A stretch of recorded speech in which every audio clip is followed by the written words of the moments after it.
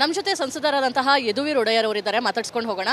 Sir, ಏಷ್ಯಾದ ಅತಿ ದೊಡ್ಡ ಏರ್ ಶೋ, ವೈಮಾನಿಕ ಪ್ರದರ್ಶನ ಏರ್ ಶೋ ನೀವಿದ್ದೀರಾ ಸರ್, ಏನು ಹೇಳ್ತೀರಾ? ಅತ್ಯಂತ ಒಂದು ಸಂತೋಷದ ವಿಷಯ. ಈ ಏರೋ ಇಂಡಿಯಾ ಸುಮಾರು ಎಷ್ಟೋ ವರ್ಷದಿಂದ ಇಲ್ಲಿ ನಮ್ಮ ಯಲಹಂಕ ಏರ್ ಸ್ಪೇಸ್ ಇದೆ, ಇಲ್ಲಿ ಆಗ್ತಾ ಬಂದಿದೆ. ಈ ವರ್ಷವೂ ಸಹ ಇನ್ನೂ ದೊಡ್ಡ ಮಟ್ಟದಲ್ಲಿ ಈ ಒಂದು ಪ್ರದರ್ಶನವನ್ನು ಮಾಡಿದ್ದಾರೆ.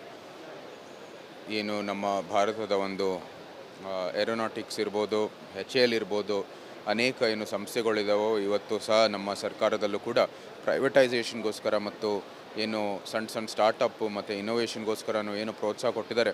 ಅವರೆಲ್ಲರೂ ಸಹ ಈ ಒಂದು ಶೋ ಅಲ್ಲಿ ತಮ್ಮದೇ ಆದ ಕೆಲಸ ಇರ್ಬೋದು, ತಮ್ಮದೇ ಆದ ಚಟುವಟಿಕೆಗಳು ಪ್ರದರ್ಶಿಸುವಂಥದ್ದು ಅವಕಾಶ ಸಿಕ್ಕಿದೆ.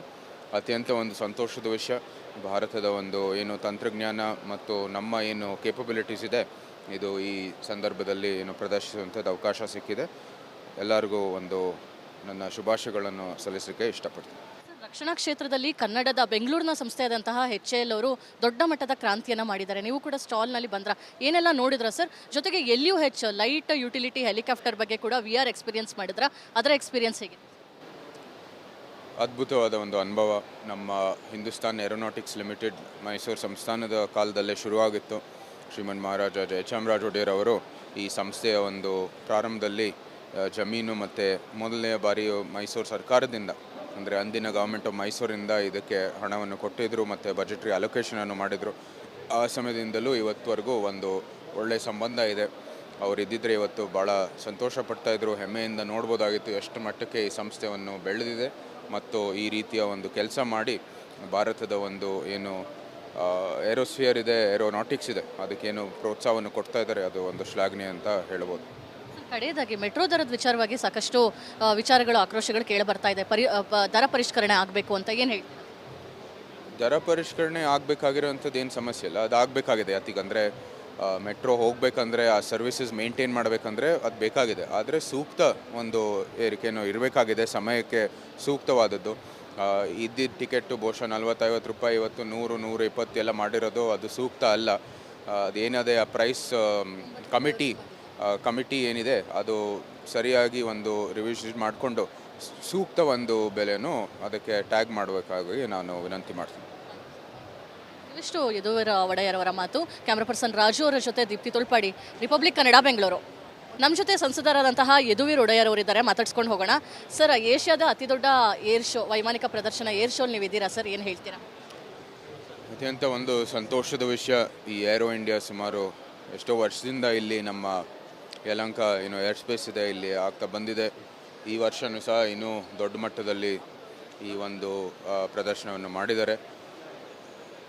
ನಮ್ಮ ಭಾರತದ ಒಂದು ಏರೋನಾಟಿಕ್ಸ್ ಇರ್ಬೋದು, HAL ಇರ್ಬೋದು, ಅನೇಕ ಸಂಸ್ಥೆಗಳಿದಾವೋ ಇವತ್ತು ಸಹ ನಮ್ಮ ಸರ್ಕಾರದಲ್ಲೂ ಕೂಡ ಪ್ರೈವೇಟೈಸೇಷನ್ಗೋಸ್ಕರ ಮತ್ತು ಸಣ್ಣ ಸ್ಟಾರ್ಟಪ್ ಮತ್ತು ಇನ್ನೋವೇಷನ್ಗೋಸ್ಕರನೂ ಪ್ರೋತ್ಸಾಹ ಕೊಟ್ಟಿದ್ದಾರೆ. ಅವರೆಲ್ಲರೂ ಸಹ ಈ ಒಂದು ಶೋ ಅಲ್ಲಿ ತಮ್ಮದೇ ಆದ ಕೆಲಸ ಇರ್ಬೋದು, ತಮ್ಮದೇ ಆದ ಚಟುವಟಿಕೆಗಳು ಪ್ರದರ್ಶಿಸುವಂಥದ್ದು ಅವಕಾಶ ಸಿಕ್ಕಿದೆ. ಅತ್ಯಂತ ಒಂದು ಸಂತೋಷದ ವಿಷಯ. ಭಾರತದ ಒಂದು ತಂತ್ರಜ್ಞಾನ ಮತ್ತು ನಮ್ಮ ಕೇಪಬಿಲಿಟೀಸ್ ಇದೆ, ಇದು ಈ ಸಂದರ್ಭದಲ್ಲಿ ಪ್ರದರ್ಶಿಸುವಂಥದ್ದು ಅವಕಾಶ ಸಿಕ್ಕಿದೆ. ಎಲ್ಲರಿಗೂ ನನ್ನ ಶುಭಾಶಯಗಳನ್ನು ಸಲ್ಲಿಸಲಿಕ್ಕೆ ಇಷ್ಟಪಡ್ತೀನಿ. ರಕ್ಷಣಾ ಕ್ಷೇತ್ರದಲ್ಲಿ ಕನ್ನಡದ ಬೆಂಗಳೂರಿನ ಸಂಸ್ಥೆಯಾದಂತಹ HAL ಅವರು ದೊಡ್ಡ ಮಟ್ಟದ ಕ್ರಾಂತಿಯನ್ನು ಮಾಡಿದ್ದಾರೆ. ನೀವು ಕೂಡ ಸ್ಟಾಲ್ನಲ್ಲಿ ಬಂದ್ರ, ಏನೆಲ್ಲ ನೋಡಿದ್ರ ಸರ್? ಜೊತೆಗೆ LUH ಲೈಟ್ ಯುಟಿಲಿಟಿ ಹೆಲಿಕಾಪ್ಟರ್ ಬಗ್ಗೆ ಕೂಡ VR ಎಕ್ಸ್ಪೀರಿಯನ್ಸ್ ಮಾಡಿದ್ರ, ಅದರ ಎಕ್ಸ್ಪೀರಿಯನ್ಸ್ ಹೇಗಿದೆ? ಅದ್ಭುತವಾದ ಒಂದು ಅನುಭವ. ನಮ್ಮ ಹಿಂದೂಸ್ತಾನ್ ಏರೋನಾಟಿಕ್ಸ್ ಲಿಮಿಟೆಡ್ ಮೈಸೂರು ಸಂಸ್ಥಾನದ ಕಾಲದಲ್ಲೇ ಶುರುವಾಗಿತ್ತು. ಶ್ರೀಮನ್ ಮಹಾರಾಜ ಜಯಚಾಮರಾಜ ಒಡೆಯರ್ ಅವರು ಈ ಸಂಸ್ಥೆಯ ಒಂದು ಪ್ರಾರಂಭದಲ್ಲಿ ಜಮೀನು ಮತ್ತು ಮೊದಲನೆಯ ಬಾರಿ ಮೈಸೂರು ಸರ್ಕಾರದಿಂದ, ಅಂದರೆ ಅಂದಿನ ಗೌರ್ಮೆಂಟ್ ಆಫ್ ಮೈಸೂರಿಂದ ಇದಕ್ಕೆ ಹಣವನ್ನು ಕೊಟ್ಟಿದ್ದರು ಮತ್ತು ಬಜೆಟ್ರಿ ಅಲೋಕೇಶನನ್ನು ಮಾಡಿದರು. ಆ ಸಮಯದಿಂದಲೂ ಇವತ್ತುವರೆಗೂ ಒಂದು ಒಳ್ಳೆಯ ಸಂಬಂಧ ಇದೆ. ಅವರಿದ್ದಿದ್ರೆ ಇವತ್ತು ಭಾಳ ಸಂತೋಷ ಪಡ್ತಾಯಿದ್ರು, ಹೆಮ್ಮೆಯಿಂದ ನೋಡ್ಬೋದಾಗಿತ್ತು ಎಷ್ಟು ಮಟ್ಟಕ್ಕೆ ಈ ಸಂಸ್ಥೆಯನ್ನು ಬೆಳೆದಿದೆ ಮತ್ತು ಈ ರೀತಿಯ ಒಂದು ಕೆಲಸ ಮಾಡಿ ಭಾರತದ ಒಂದು ಏರೋಸ್ಫಿಯರ್ ಇದೆ, ಏರೋನಾಟಿಕ್ಸ್ ಇದೆ, ಅದಕ್ಕೇನು ಪ್ರೋತ್ಸಾಹವನ್ನು ಕೊಡ್ತಾ ಇದ್ದಾರೆ. ಅದು ಒಂದು ಶ್ಲಾಘನೀಯ ಅಂತ ಹೇಳ್ಬೋದು. ಕಡೆಯದಾಗಿ ಮೆಟ್ರೋ ದರದ ವಿಚಾರವಾಗಿ ಸಾಕಷ್ಟು ವಿಚಾರಗಳು, ಆಕ್ರೋಶಗಳು ಕೇಳಿ ಬರ್ತಾ ಇದೆ. ದರ ಪರಿಷ್ಕರಣೆ ಆಗಬೇಕು ಅಂತ ಏನು ಹೇಳಿ? ದರ ಪರಿಷ್ಕರಣೆ ಆಗಬೇಕಾಗಿರೋಂಥದ್ದು ಏನು ಸಮಸ್ಯೆ ಇಲ್ಲ, ಅದು ಆಗಬೇಕಾಗಿದೆ. ಯಾಕಂದರೆ ಮೆಟ್ರೋ ಹೋಗಬೇಕಂದ್ರೆ ಆ ಸರ್ವಿಸಸ್ ಮೇಂಟೈನ್ ಮಾಡಬೇಕಂದ್ರೆ ಅದು ಬೇಕಾಗಿದೆ. ಆದರೆ ಸೂಕ್ತ ಒಂದು ಏರಿಕೆನೂ ಇರಬೇಕಾಗಿದೆ, ಸಮಯಕ್ಕೆ ಸೂಕ್ತವಾದದ್ದು. ಇದ್ದಿದ್ದ ಟಿಕೆಟು ಬಹುಶಃ 40-50 ರೂಪಾಯಿ ಇವತ್ತು 100-120 ಎಲ್ಲ ಮಾಡಿರೋದು ಅದು ಸೂಕ್ತ ಅಲ್ಲ. ಅದೇನದೇ ಆ ಪ್ರೈಸ್ ಕಮಿಟಿ ಏನಿದೆ ಅದು ಸರಿಯಾಗಿ ಒಂದು ರಿವಿಷನ್ ಮಾಡಿಕೊಂಡು ಸೂಕ್ತ ಒಂದು ಬೆಲೆನೂ ಅದಕ್ಕೆ ಟ್ಯಾಗ್ ಮಾಡಬೇಕಾಗಿ ನಾನು ವಿನಂತಿ ಮಾಡ್ತೀನಿ. ಇವಿಷ್ಟು ಯದುವೀರ್ ಒಡೆಯರ್ ಅವರ ಮಾತು. ಕ್ಯಾಮ್ರಾ ಪರ್ಸನ್ ರಾಜು ಅವರ ಜೊತೆ ದೀಪ್ತಿ ತೊಳ್ಪಾಡಿ, ರಿಪಬ್ಲಿಕ್ ಕನ್ನಡ, ಬೆಂಗಳೂರು. ನಮ್ಮ ಜೊತೆ ಸಂಸದರಾದಂತಹ ಯದುವೀರ್ ಒಡೆಯರ್ ಅವರಿದ್ದಾರೆ, ಮಾತಾಡ್ಸ್ಕೊಂಡು ಹೋಗೋಣ. ಸರ್, ಏಷ್ಯಾದ ಅತಿ ದೊಡ್ಡ ಏರ್ ಶೋ, ವೈಮಾನಿಕ ಪ್ರದರ್ಶನ ಏರ್ ಶೋ ನೀವಿದ್ದೀರಾ ಸರ್, ಏನು ಹೇಳ್ತೀರಾ? ಅತ್ಯಂತ ಒಂದು ಸಂತೋಷದ ವಿಷಯ. ಈ ಏರೋ ಇಂಡಿಯಾ ಸುಮಾರು ಎಷ್ಟೋ ವರ್ಷದಿಂದ ಇಲ್ಲಿ ನಮ್ಮ ಯಲಹಂಕ ಏರ್ ಸ್ಪೇಸ್ ಇದೆ, ಇಲ್ಲಿ ಆಗ್ತಾ ಬಂದಿದೆ. ಈ ವರ್ಷವೂ ಸಹ ಇನ್ನೂ ದೊಡ್ಡ ಮಟ್ಟದಲ್ಲಿ ಈ ಒಂದು ಪ್ರದರ್ಶನವನ್ನು ಮಾಡಿದ್ದಾರೆ. ಏನು ನಮ್ಮ ಭಾರತದ ಒಂದು ಏರೋನಾಟಿಕ್ಸ್ ಇರ್ಬೋದು, HAL ಇರ್ಬೋದು, ಅನೇಕ ಸಂಸ್ಥೆಗಳಿದಾವೋ ಇವತ್ತು ಸಹ ನಮ್ಮ ಸರ್ಕಾರದಲ್ಲೂ ಕೂಡ ಪ್ರೈವೇಟೈಸೇಷನ್ಗೋಸ್ಕರ ಮತ್ತು ಏನು ಸಣ್ಣ ಸ್ಟಾರ್ಟಪ್ ಮತ್ತು ಇನ್ನೋವೇಷನ್ಗೋಸ್ಕರನೂ ಏನು ಪ್ರೋತ್ಸಾಹ ಕೊಟ್ಟಿದ್ದಾರೆ, ಅವರೆಲ್ಲರೂ ಸಹ ಈ ಒಂದು ಶೋ ಅಲ್ಲಿ ತಮ್ಮದೇ ಆದ ಕೆಲಸ ಇರ್ಬೋದು, ತಮ್ಮದೇ ಆದ ಚಟುವಟಿಕೆಗಳು ಪ್ರದರ್ಶಿಸುವಂಥದ್ದು ಅವಕಾಶ ಸಿಕ್ಕಿದೆ. ಅತ್ಯಂತ ಒಂದು ಸಂತೋಷದ ವಿಷಯ. ಭಾರತದ ಒಂದು ತಂತ್ರಜ್ಞಾನ ಮತ್ತು ನಮ್ಮ ಕೇಪಬಿಲಿಟೀಸ್ ಇದೆ, ಇದು ಈ ಸಂದರ್ಭದಲ್ಲಿ ಪ್ರದರ್ಶಿಸುವಂಥದ್ದು ಅವಕಾಶ ಸಿಕ್ಕಿದೆ. ಎಲ್ಲರಿಗೂ ನನ್ನ ಶುಭಾಶಯಗಳನ್ನು ಸಲ್ಲಿಸಲಿಕ್ಕೆ ಇಷ್ಟಪಡ್ತೀನಿ. ರಕ್ಷಣಾ ಕ್ಷೇತ್ರದಲ್ಲಿ ಕನ್ನಡದ ಬೆಂಗಳೂರಿನ ಸಂಸ್ಥೆಯಾದಂತಹ HAL ಅವರು ದೊಡ್ಡ ಮಟ್ಟದ ಕ್ರಾಂತಿಯನ್ನು ಮಾಡಿದ್ದಾರೆ. ನೀವು ಕೂಡ ಸ್ಟಾಲ್ನಲ್ಲಿ ಬಂದ್ರ, ಏನೆಲ್ಲ ನೋಡಿದ್ರ ಸರ್? ಜೊತೆಗೆ LUH ಲೈಟ್ ಯುಟಿಲಿಟಿ ಹೆಲಿಕಾಪ್ಟರ್ ಬಗ್ಗೆ ಕೂಡ VR ಎಕ್ಸ್ಪೀರಿಯನ್ಸ್ ಮಾಡಿದ್ರ, ಅದರ ಎಕ್ಸ್ಪೀರಿಯನ್ಸ್ ಹೇಗೆ? ಅದ್ಭುತವಾದ ಒಂದು ಅನುಭವ. ನಮ್ಮ ಹಿಂದೂಸ್ತಾನ್ ಏರೋನಾಟಿಕ್ಸ್ ಲಿಮಿಟೆಡ್ ಮೈಸೂರು ಸಂಸ್ಥಾನದ ಕಾಲದಲ್ಲೇ ಶುರುವಾಗಿತ್ತು.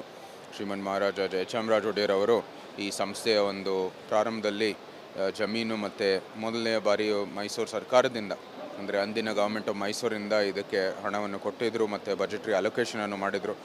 ಆ ಸಮಯದಿಂದಲೂ ಇವತ್ತುವರೆಗೂ ಒಂದು ಒಳ್ಳೆಯ ಸಂಬಂಧ ಇದೆ. ಅವರು ಇದ್ದಿದ್ದರೆ ಇವತ್ತು ಭಾಳ ಸಂತೋಷ ಪಡ್ತಾಯಿದ್ರು, ಹೆಮ್ಮೆಯಿಂದ ನೋಡ್ಬೋದಾಗಿತ್ತು ಎಷ್ಟು ಮಟ್ಟಕ್ಕೆ ಈ ಸಂಸ್ಥೆಯನ್ನು ಬೆಳೆದಿದೆ ಮತ್ತು ಈ ರೀತಿಯ ಒಂದು ಕೆಲಸ ಮಾಡಿ ಭಾರತದ ಒಂದು ಏರೋಸ್ಫಿಯರ್ ಇದೆ, ಏರೋನಾಟಿಕ್ಸ್ ಇದೆ, ಅದಕ್ಕೇನು ಪ್ರೋತ್ಸಾಹವನ್ನು ಕೊಡ್ತಾ ಇದ್ದಾರೆ, ಅದು ಒಂದು ಶ್ಲಾಘನೀಯ ಅಂತ ಹೇಳ್ಬೋದು. ಕಡೆಯದಾಗಿ ಮೆಟ್ರೋ ದರದ ವಿಚಾರವಾಗಿ ಸಾಕಷ್ಟು ವಿಚಾರಗಳು, ಆಕ್ರೋಶಗಳು ಕೇಳಿ ಬರ್ತಾ ಇದೆ. ದರ ಪರಿಷ್ಕರಣೆ ಆಗಬೇಕು ಅಂತ ಏನು ಹೇಳಿ? ದರ ಪರಿಷ್ಕರಣೆ ಆಗಬೇಕಾಗಿರೋಂಥದ್ದು ಏನು ಸಮಸ್ಯೆ ಇಲ್ಲ, ಅದು ಆಗಬೇಕಾಗಿದೆ. ಯಾಕಂದರೆ ಮೆಟ್ರೋ ಹೋಗಬೇಕಂದ್ರೆ ಆ ಸರ್ವಿಸಸ್ ಮೇಂಟೈನ್ ಮಾಡಬೇಕಂದ್ರೆ ಅದು ಬೇಕಾಗಿದೆ. ಆದರೆ ಸೂಕ್ತ ಒಂದು ಏರಿಕೆನೂ ಇರಬೇಕಾಗಿದೆ, ಸಮಯಕ್ಕೆ ಸೂಕ್ತವಾದದ್ದು. ಇದ್ದಿದ್ದ ಟಿಕೆಟು ಬಹುಶಃ 40-50 ರೂಪಾಯಿ ಇವತ್ತು 100-120 ಎಲ್ಲ ಮಾಡಿರೋದು ಅದು ಸೂಕ್ತ ಅಲ್ಲ. ಅದೇನದೇ ಆ ಪ್ರೈಸ್ ಕಮಿಟಿ ಏನಿದೆ ಅದು ಸರಿಯಾಗಿ ಒಂದು ರಿವಿಷನ್ ಮಾಡಿಕೊಂಡು ಸೂಕ್ತ ಒಂದು ಬೆಲೆನೂ ಅದಕ್ಕೆ ಟ್ಯಾಗ್ ಮಾಡಬೇಕಾಗಿ ನಾನು ವಿನಂತಿ ಮಾಡ್ತೀನಿ. ಇವಿಷ್ಟು ಯದುವೀರ್ ಒಡೆಯರ್ ಅವರ ಮಾತು. ಕ್ಯಾಮ್ರಾ ಪರ್ಸನ್ ರಾಜು ಅವರ ಜೊತೆ ದೀಪ್ತಿ ತೊಳ್ಪಾಡಿ, ರಿಪಬ್ಲಿಕ್ ಕನ್ನಡ, ಬೆಂಗಳೂರು.